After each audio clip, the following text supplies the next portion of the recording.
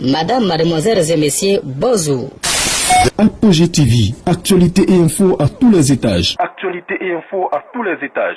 Ouvrez bien vos oreilles, ça va cobasser. Lassina Diarra, bonjour. Bonjour. Dans votre étude sur la région du Bounkani, vous expliquez que des groupes de djihadistes sont installés dans cette forêt de la Komoué. Qu'est-ce qu'on sait d'eux, de leur nombre, de leur puissance de feu, de qui ils sont en fait? Nous avons travaillé dans cette localité. Effectivement, on a fait beaucoup d'enquêtes. Beaucoup de personnes nous ont confié qu'il y a une présence de groupes, des individus armés dans le parc, je crois, depuis 2017. Et nous avons rencontré également un braconnier qui avait été kidnappé par ces individus, qui nous a confirmé qu'ils étaient très armés et ils étaient effectivement nombreux. Ces djihadistes viennent majoritairement du Mali. Ce qu'il faut noter, c'est qu'il y a quand même une circulation accrue et une dissémination importante des groupes terroristes dans cette localité. Pourquoi plus spécifiquement dans cette zone du Bounkani, de la Komoué, plutôt que dans d'autres zones frontalières? Ce qu'il faut noter, c'est que cette zone est quand même un peu particulière. Vous avez le parc de la Komoué qui est très vaste, donc ça peut être un point de refuge de ces groupes. Deuxième chose, c'est que cette zone en termes de développement est totalement en retard. C'est une zone qui est longtemps restée dans la criminalité.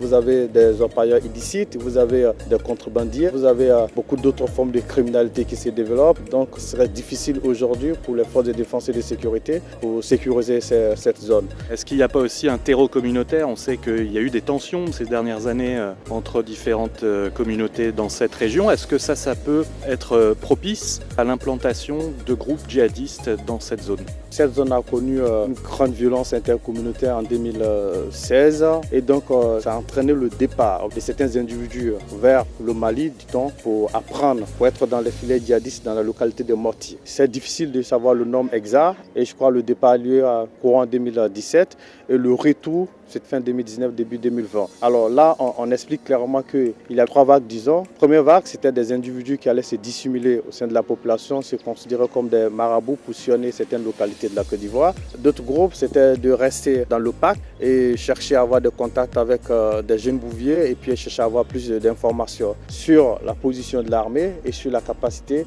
de la Côte d'Ivoire à réagir. Et le troisième, c'était d'ouvrir des commerces un peu informels dans certaines localités pour toujours s'informer et se renseigner. Je crois que certains d'entre eux ont été arrêtés dans le sillage des enquêtes après la première attaque de Kafolo en juin 2020. Et donc vous faites le lien entre ces jeunes qui sont revenus et les développements djihadistes depuis un an dans cette zone? Oui, effectivement, dans notre enquête, nous avons reçu des informations qui confirment effectivement cela. On peut établir un lien entre ces jeunes et le développement du djihadisme aujourd'hui dans cette localité. Je crois savoir qu'il y a eu des renforts. Il y a eu des gens qui sont venus du Burkina, du Mali, sud et sud. Et je crois que moi, je viens de Bounkani il y a vraiment pas longtemps, après l'étude. Et ce que j'ai pu documenter, c'est que des djihadistes continuent de venir. Et il y a un processus de recrutement sur place dans certains villages avec la stratégie d'intimidation et des moyens financiers qui sont déployés contre la promesse de 550 000 francs et une moto. Ce sont des choses qui sont visibles dans cette localité.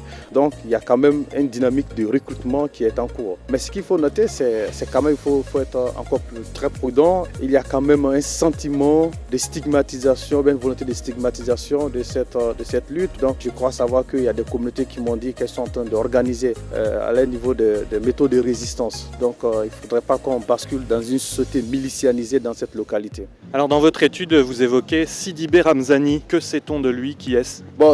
Sidibé Ramzani, c'est cet individu qui chercherait à créer à l'identique une zone de 3 frontières comme le Mali, le Burkina ou le Niger, c'est-à-dire à la frontière ivoirienne avec le Burkina et le Mali. Et je crois par là que dans son processus, il était vraiment avancé, sauf que l'opération conjointe de l'armée burkinabé et ivoirienne a dérangé quand même ce projet. Mais je crois qu'avec la présence de ces individus ou la circulation de ces individus terroristes, je crois que le projet est toujours en cours. Donc je crois qu'il est important quand même que les États essaient de travailler ensemble en synergie pour pouvoir faire échec à ces projets. Est-ce qu'on ne peut pas dire, quand on voit les attaques qui se reproduisent depuis un an, des engins explosifs improvisés qu'on trouve sur les routes au nord de la Côte d'Ivoire, que les djihadistes ont encore un temps d'avance sur les forces ivoiriennes? Il y a quand même quelque chose qui est très important qu'il faut regarder, c'est cette facilité que les groupes terroristes ont à se dissimuler au sein de la population.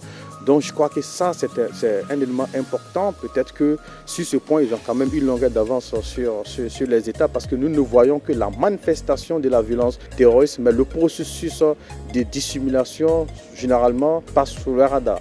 Lassina Diarra, merci.